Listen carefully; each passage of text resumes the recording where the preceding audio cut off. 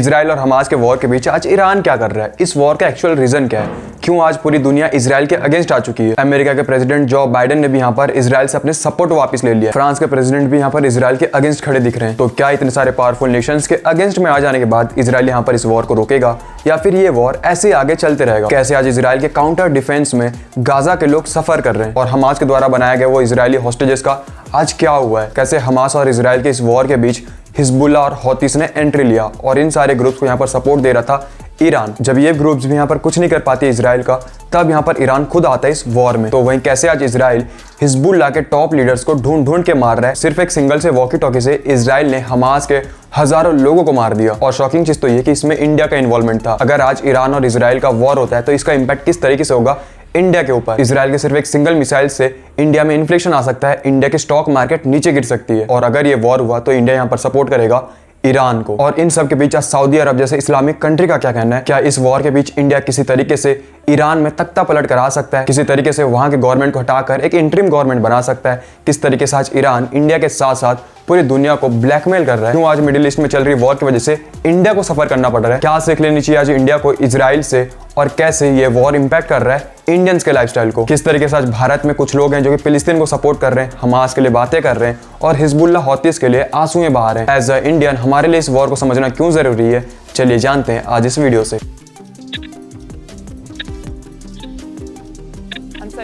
Today maybe he is as a leader he did not die. Sayyidina Rasulullah does not die. التبريكات للتعازي لاستشهاد الأمين العام لحزب الله السيد حسن नसर अल्लाह। राम राम मित्रों, स्वागत है आप सभी का आज के इस वीडियो में। आज इस वीडियो में हम जानेंगे मिडिल ईस्ट में चल रही ये वॉर किस तरीके से डायरेक्ट इंपैक्ट कर रहा है इंडियंस के लाइफस्टाइल में। नहीं, यहाँ पे कोई पंचर वाला इजराइल नहीं जाने वाला शहीद होने, बल्कि ये वॉर इंपैक्ट कर रहा है इंडियंस को स्ट्रेटेजिकली और इकोनॉमिकली। भले ही आज नवरात्रि इंडिया में सेलिब्रेट किया जा रहा हो, आप सभी रोज हर रात डांडिया खेलने के लिए डांडिया मैदान जाते हो, बट एक्चुअली डांडिया और गरबा का जो मजा ले रहा है वो इजराइल ले रहा है। जरा आप इस पिक्चर को देखिए। इस पिक्चर में दिख रही ये कोई लाइटनिंग नहीं है, बल्कि ईरान की तरफ से आ रही मिसाइल्स हैं, जिसे इजरायली अपने फोटो में एज अ डेकोरेशन की तरह यूज कर रहे हैं, क्योंकि उन्हें भी पता है ये मिसाइल्स उन्हें हिट नहीं करने वाला। इजराइल एक ऐसी कंट्री है जो कि अपनी एग्जिस्टेंस की लड़ाई 6000 सालों से लड़ रहा है। जी हाँ, सही सुना आपने, 6000 सालों से। जहाँ इजरायली यानी कि ज्यूज 2500 सालों से आज इंडिया में रहते आ रहे हैं, जैसे कि गुजरात, मुंबई, केरल और यहाँ तक कि हिमाचल प्रदेश जैसे स्टेट में यहाँ पर इजरायली हमारे देश में रहते हैं। जब 1948 में इजराइल का यहाँ पर दोबारा फॉर्मेशन हो रहा था, तो वो प्लेस जो कभी एक समय पर जुड़ा हुआ करता था, जहाँ पर सारे ज्यूस रहा करते थे, अब वो प्लेस इस्लामिक किंगडम में बदल चुका था। ठीक ऐसे ही जैसे कि आज भारत के कुछ पार्ट बांग्लादेश और पाकिस्तान बन चुके हैं। किसी तरीके से यहाँ पे ज्यूस लोगों को मिडिल ईस्ट के एक नए इजरायली में बसाया गया। बट ये चीज नागवार गुजरी मिडिल ईस्ट के इस्लामिक कंट्रीज को, जिन्होंने यहाँ पर 15 मई 1948 को इजराइल के खिलाफ वॉर डिक्लेयर कर दिया। एक तरफ इजराइल जिसे बने हुए अभी कुछ ही दिन हो रहे थे, तो वहीं दूसरी तरफ Saudi Arab, Jordan, Egypt, Iraq, Syria, Lebanon और यमन, इन सारे कंट्रियों से इजराइल के प्राइम मिनिस्टर ने यहाँ पर रिक्वेस्ट किया कि इजराइल को भी बने हुए कुछ ही दिन हो रहे हैं, इजरायली इस वॉर को झेल नहीं सकते। बट फिर भी यहाँ पर सारे मिडिल ईस्ट के इस्लामिक कंट्रियों ने इजराइल के ऊपर वॉर डिक्लेयर कर दिया और नतीजा बहुत ही शॉकिंग हुआ। इस वॉर को किसी तरीके से इजराइल ने जीत लिया। अब इस वॉर के ठीक 19 साल बाद 5 जून 1967 में इन सारे मिडिल ईस्ट के इस्लामिक कंट्रियों ने दोबारा इजराइल के ऊपर हमला बोल दिया। इस बार सबको लगा कि इजराइल यहाँ पर बर्बाद हो जाएगा और इजराइल की नामो निशान मिट जाएगा। बट शॉकिंग चीज तो ये हुआ कि इजराइल ने इस वॉर को सिर्फ 6 दिन में जीत लिया। इसलिए इस दिन का नाम पड़ा 6 डे वॉर। ये दो बड़े बड़े वॉर को झेलने के बाद इजराइल ये समझ चुके थे कि ये वॉर उनकी एग्जिस्टेंस की लड़ाई है। अगर वो कमजोर पड़ते हैं तो उनकी एग्जिस्टेंस ही मिट जाएगी। ठीक है, ऐसे ही जैसे कि आज भारत और पाकिस्तान का माहौल है। अगर एक भी वॉर यहाँ पर इंडिया हार जाता है तो पाकिस्तान की आर्मी पूरे इंडिया को बर्बाद करके रख देगी। इसलिए आज इजराइल अपने एग्जिस्टेंस की लड़ाई लड़ रहा है। अगर एक भी दिन इजराइल यहाँ पर अपनी सिक्योरिटी में चूक जाता है तो ये सारे के सारे कंट्रीज उसे मार देंगे, ना कि सिर्फ उसके आर्मीज को, बल्कि इवन छोटे छोटे बच्चों को और बुजुर्गों को। आपको सुनकर शायद ये शौक लगे, बट एक्चुअली में इजराइल में ये सब चीजें हुई हैं और ये कोई ज्यादा पुरानी बातें नहीं है। आज से एग्जैक्टली 1 साल पहले, मैं इस वीडियो को रिकॉर्ड कर रहा हूँ 8 अक्टूबर 2024 में, बट आज से 1 साल पहले 7 अक्टूबर 2023 में हमास के टेररिस्ट ग्रुप ने इजराइल के ऊपर 5000 से भी अधिक मिसाइलों से फायर कर दिया। पैराग्लाइड करते हुए टेररिस्ट ग्रुप्स इजराइल के बॉर्डर के अंदर आते हैं और हमास के कुछ टेररिस्ट यहाँ पर जेसीबी के थ्रू यहाँ पर इजराइल के बॉर्डर को तोड़ते हुए अंदर आ जाते हैं। जहां से सारे टेररिस्ट इजराइल के बॉर्डर में एंटर लेते हैं, वहां पे एक म्यूजिकल फेस्टिवल चल रहा था, जहां पे ये हमास के टेररिस्ट ग्रुप ने इजराइल के 1200 से भी अधिक लोगों को मार दिया। 250 से अधिक लोगों को हॉस्टेजेस बनाकर अपने साथ ले गए और उन्हें भी बाद में मार ही दिया। इवन छोटे छोटे बच्चों को जला दिए, अपार्टमेंट्स में जाकर बुजुर्गों को मारा और प्रेग्नेंट महिला के पेट को फाड़कर बच्चे को निकाल दिए। आपको शायद इन बातों पर बिलीव नहीं हो रहा होगा, बट आप एक बार गूगल पे जाइए और सर्च कीजिए hamas.massacre.net। आपको वो सारे के सारे रॉ वीडियोस मिल जाएंगे जो कि उस दिन उस इंसिडेंट पे हुआ, जिसे देखने के बाद आप ये महसूस करोगे कि आप उस समय उस करंट लोकेशन पर मौजूद हो। तो आप सोचिए कि क्या कोई आर्मीज ऐसी हरकतें कर सकती है?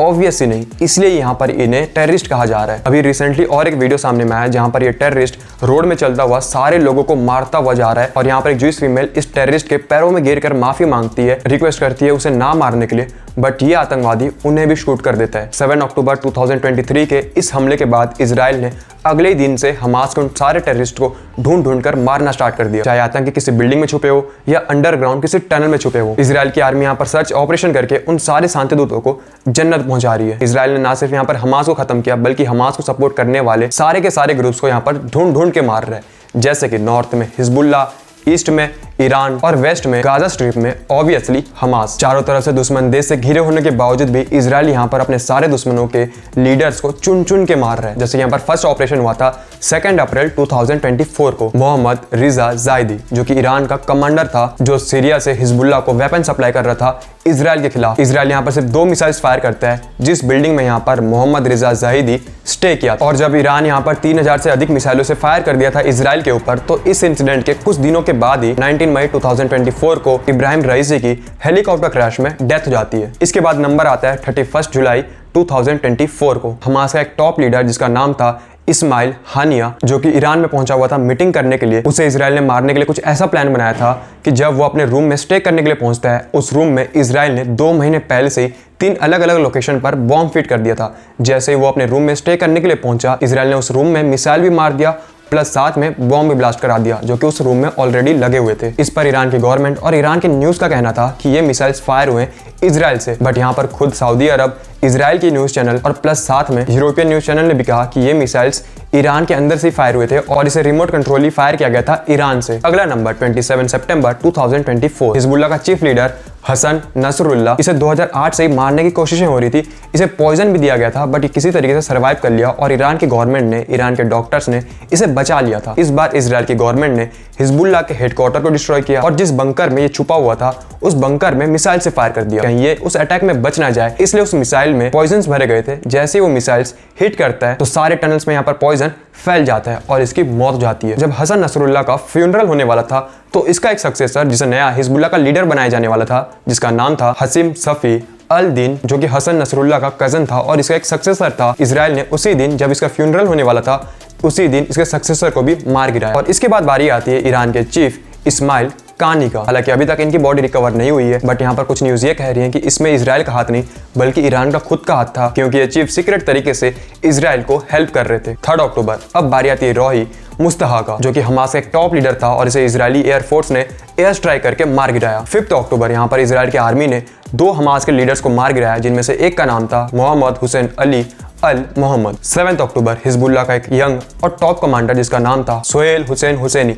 इजराइल की आर्मी ने इसके खिलाफ ऑपरेशन स्टार्ट किया और विद इन द कुछ ही घंटों में इसका असैसिनेशन हो गया। इसकी इंपॉर्टेंस हिजबुल्लाह के ग्रुप में कुछ इतना खास था कि ये खुद संभाला करता था लॉजिस्टिक यूनिट, वेपन स्टोरिंग्स और रिसर्च और डेवलपमेंट्स को। इसी तरीके से इजराइल की गवर्नमेंट ने यहाँ पर काफी सारे टेररिस्ट के ग्रुप्स के लीडर्स को मार गिरा चुकी है और यहाँ पर इन टेररिस्ट ग्रुप्स में खौफ का माहौल है। अभी रिसेंटली कुछ ही हफ्तों पहले 18 सितंबर 2024 में इजराइल यहाँ पर एक प्लान को एग्जीक्यूट करता है। सिर्फ एक सिंगल से वॉकी टॉकी से इजराइल हमास के 20 से अधिक लीडर्स को मार गिराता है और 450 से भी अधिक हमास के टेररिस्ट को यहाँ पर घायल कर देता है। हालांकि ये नंबर अब 1000 से भी पार है। यहाँ पर सिर्फ वॉकी टॉकी नहीं बल्कि घर की छत के ऊपर लगने वाले सोलर पैनल्स भी और टीवी रिमोट्स में भी ब्लास्ट हुए। अब यहाँ पर आप ये सोचिए कि ये सारे के सारे नॉन एक्सप्लोसिव है, बट यहाँ पर भी इजराइल ने इन सबको फोड़ के दिखा दिया। और मजे की बात तो ये कि इसमें एक इंडियन का इन्वॉल्वमेंट था। प्लान को इजराइल यहाँ पर एग्जीक्यूट नहीं करने वाला था, प्लान को इजराइल ने यहाँ पर काफी समय से बचा कर रखा था, बट इजराइल को यहाँ पर यह पता चल गया कि उनकी ये प्लान लीक होने वाली है, इसलिए उन्होंने जल्दबाजी में इस प्लान को एग्जीक्यूट किया था। सोचिए अगर ये प्लान अपने प्रॉपर टाइम में एग्जीक्यूट हुआ होता तो फिर उस दिन कितने सारे टेररिस्ट एक साथ जन्नत जा रहे थे। आज इसी तरीके से इजराइल सर्च ऑपरेशन कर रहा है, जहां पर भी उसे हमास के टेररिस्ट दिख रहे हैं उन्हें वो मार गिरा रहा है। इवन यहाँ पर अगर मॉस्क में भी टेररिस्ट छुपे हुए हैं तो उनके ऊपर एयर स्ट्राइक करके उन्हें जन्नत पहुंचाया जा रहा है। यहाँ पर ये वॉर स्टार्ट हुई थी हमास और इजराइल के बीच, बट इस वॉर के बीच ईरान ने बेफिजूल में ही एंट्री ले लिया। हालांकि इन सारे टेररिस्ट ग्रुप्स को यहाँ पर ईरान काफी समय से फंडिंग भी कर रहा था, और आज जब इजराइल ने अपनी पूरी प्लान बना चुका है ईरान के ऊपर हमला करने के लिए, तो पूरी दुनिया यहाँ पर डरी हुई है कि कहीं ये दो कंट्रीज की वॉर पूरी वर्ल्ड को इफेक्ट ना कर दे, क्योंकि पूरे वर्ल्ड में होने वाले 60% ट्रेड यहाँ पर ईरान के थ्रू ही होते हैं। यहाँ पर ईरान के एक पोर्ट बंदर अब्बास से ही सारे के सारे ट्रेड होते हैं। इसलिए यहाँ पर अमेरिका के प्रेसिडेंट जो बाइडेन भी चाहते हैं कि किसी तरीके से इन दो कंट्रीज की बातें सुलझ जाए। फ्रांस जैसी कंट्री भी यहाँ पर हमास के टेररिस्ट के लिए सहानुभूति दिखा रही है। ये वही फ्रांस है जिसके कंट्री में आज इलीगल इमिग्रेंट जाकर पूरी की पूरी कंट्री को बर्बाद करके रख चुके हैं। जैसे यहाँ पर फ्रांस के हमास को सपोर्ट करता हुआ ये स्टेटमेंट सामने में आया, तो इस स्टेटमेंट को क्रिटिसाइज करता हुआ नेतन्याहू ने स्टेटमेंट को शेमफुल बताया था। हालांकि यहाँ पर अमेरिका के एक्स प्रेसिडेंट डोनाल्ड ट्रंप ने कहा है कि इजराइल को यहाँ पर फायर कर देना चाहिए ईरान के न्यूक्लियर प्रोग्राम्स के ऊपर। अगर इजराइल ये चीज करता है तो इसका सबसे बड़ा इंपैक्ट होगा इंडिया के ऊपर, क्योंकि यहाँ पर इंडिया का दो सबसे प्रोमिनेंट ट्रेड रूट जाता है ईरान के थ्रू। यहाँ पर ईरान के पोर्ट बंदर अब्बास से होता हुआ एक ट्रेड रूट जाता है रशिया तक और दूसरी ट्रेड रूट जाती है यूरोप तक। अगर आज यहाँ पर इजराइल ईरान के ऊपर हमला कर देता है तो यहाँ पर सबसे बड़ा नुकसान होगा इंडिया का। जब यहाँ पर 3 अक्टूबर को यहाँ पर कुछ मिसाइल्स फायर हुए थे ईरान की तरफ से, तो यहाँ पर इंडिया में स्टॉक मार्केट 2% से नीचे गिर गए थे। अगर इन दो कंट्रीज के बीच वॉर छिड़ता है तो यहाँ पर इंडिया में इन्फ्लेशन आ सकता है। जो पेट्रोल आज हमें 100 रुपए का मिलता है वो 300 से 400 तक भी पहुंच सकता है। इसलिए यहाँ पर इंडिया बेस्ड ईरान की एम्बेसी भी चाहती है कि इंडिया किसी तरीके से इस वॉर को रोक दे और दो कंट्रीज के बीच सुलह करा दे। इसलिए यहाँ पर इंडिया ने अपने 3 नेवल शिप्स को यहाँ पर डिप्लॉय कर दिया है ईरान के पोर्ट पे, ताकि वो इंडिया की तरफ आ रहे कार्गो शिप्स को सिक्योर कर पाए। इन्हीं सब के बीच सऊदी अरब, वो इस्लामिक कंट्री जहां से इस्लाम निकला और पूरी दुनिया में अपनी पीस फैलाया, उस कंट्री ने भी यहाँ पर यह कह दिया कि ये वॉर एक पॉलिटिकल वॉर है और इसे रिलीजन एंगल नहीं देना चाहिए, और इस वॉर को सऊदी अरब किसी भी तरीके से सपोर्ट नहीं करेगा। और मजे की बात तो ये कि ईरान के खुद के लोग यहाँ पर इस बात सेलिब्रेट कर रहे हैं कि इजराइल ने यहाँ पर हमला किया ईरान के ऊपर। इवन यहाँ पर जब इब्राहिम रईसी की हेलीकॉप्टर क्रैश में डेथ हो गया था तो ईरान के लोगों ने उस चीज को सेलिब्रेट किया था, क्योंकि आज के टाइम पर ईरान में ईरान के लोग ईरान के गवर्नमेंट के खिलाफ प्रोटेस्ट कर रहे हैं, एक्स मुस्लिम जैसे मूवमेंट चल रहे हैं।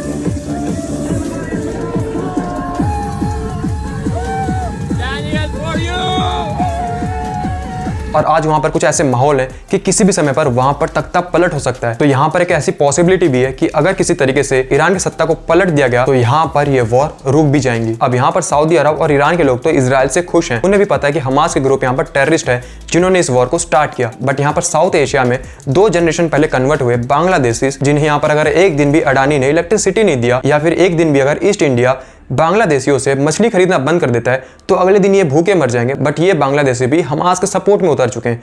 हमारे इंडिया में भी कुछ ऐसे लोग हैं फिलिस्तीन को सपोर्ट कर रहे हैं, फिलिस्तीन के लिए बातें कर रहे हैं, रैलियां निकाल रहे हैं और फिलिस्तीन जाने तक की बातें कर रहे हैं, बट जा भी नहीं रहे। इवन यहाँ पर छोटे छोटे बच्चों को ब्रेन वॉश करके बताया जा रहा है कि तुम्हें यहाँ पर हमास को सपोर्ट करना है। जो बच्चों को यहाँ पर स्कूल कॉलेज में होना चाहिए था उन्हें आतंकवादी की ओर धकेला जा रहा है। हमारे सारे यहाँ पे इसलिए जमा हुए हैं क्योंकि हमारा आखिरी नाम सईद हसन नसरुल्लाह है और इस्राइल वो शहीद किया गया है। इस्राइल लेबनान फलस्तीन पे जितना भी अटैक करे हम पीछे नहीं हटने देंगे। इस बच्चे का यहाँ पर इतना ब्रेन वॉश हो चुका है कि इसे सही गलत का भी फर्क नहीं दिख रहा है। सऊदी अरब जैसी इस्लामिक कंट्री ने इस चीज से अपना नाता तोड़ दिया, ये जानते हुए कि यहाँ पर हमास की गलती है। बट हमारे देश में 2 जनरेशन पहले कन्वर्ट हुए लोग यहाँ पर सऊदी अरब को गलत बता रहे हैं। वो सऊदी अरब जहाँ पर ये कन्वर्टेड लोग जाकर उन सिखों के टॉयलेट साफ करते। आज उन पढ़े लिखे मुसलमानों को अपने मुल्ले मौलवियों से पूछना चाहिए कि क्या यहाँ पर हमास की गलती नहीं है, क्या ये वॉर हमास ने स्टार्ट नहीं किया, क्या इजराइल के बच्चे बच्चे नहीं है, चाहे किसी के भी हो, चाहे वो हमास के हो जाए या फिर इजराइल के बच्चे बच्चे होते, उन्हें इस वॉर में इन्वॉल्व नहीं करना चाहिए था। बट हमास ने इस चीज की स्टार्टिंग की। ग्लोबल लेवल पर एक लाइव डिबेट चल रहा था जहां पर एक फीमेल्स इस बात को जस्टिफाई कर रही थी कि हिजबुल्लाह ने अगर इजराइल के ऊपर फायरिंग किया है तो वो ठीक है। बट उसी लाइव डिबेट में जब ये न्यूज आया कि हसन नसरुल्लाह अब नहीं रहा तो ये फीमेल फुट फुट कर रोने लगी।